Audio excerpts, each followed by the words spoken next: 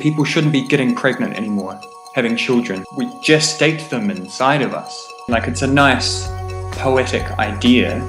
You have the future inside of you, but I mean, there's poetry and then there's the practicalities of, you know, having a civilization. As a biologist, I mostly don't think that we're very unique. We're kind of along a continuum with all the other animals. We're not animals anymore. Why are we still gestating things? But there are some things that are unusual about us. Surely we can figure out how to make humans in a more civilized way.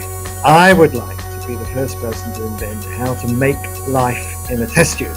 Well, I wish somebody would invent male birth control. Natural selection. It's an awful imposition to have to put on half the species. I think one of the most striking things is that we use sex for so many non-reproductive reasons. That's the reason we are what we are and the way that we are. You know, one person would look at another person and see a colleague or a potential partner or friend. Gender inequity. It is the single biggest social justice issue of the 21st century. Another one would, even see them lesser because of their skin color or sexual preference. Racism is probably the number one top of my list that will get me out in March.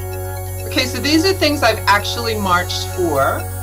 Women's rights. I once did march when I was in university. Anti-war, I've done. For Brunswick against the Nazis. I've walked a lot for animal rescue. It's these sorts of, very different ways of perceiving others that shapes a lot of the way we operate. And I've walked for the environment.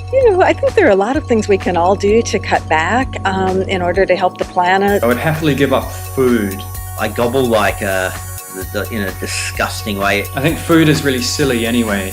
I can't believe that we still eat food. If I'm like writing or I'm locked in my room or whatever like that, trying to work on something. We should replace food with something more efficient, something cleaner. It's like Hunter S. Thompson had the LSD and I have like these sort of like the twisties or whatever. Well, I think that's a question of when did you stop beating your wife? I have never eaten a cheeseburger, so I'm very happy never to eat one. I wish I had invented a way to make all the things that are bad for you but you like, not bad for you. Polio vaccine. My father always thought that was one of the greatest things. Oh, and cancer. I'm always doing something for cancer. He sort of came up during the Depression. We're big on cancer in my family. Imagine if the ocean was in the sky instead of on the ground. And those are the two things that influenced him the most. And that when we're born, little droplets of water come down, and each of us has sort of a consciousness. People not having jobs and people getting polio. And when we die, it goes back up into there. I could die tomorrow. I think that we're little pieces of something that rejoin when we die. I'm perfectly happy dying tomorrow. So I don't believe we go to heaven or hell. I have trouble believing all this is random. In fact, I should die tomorrow before I do anything stupid.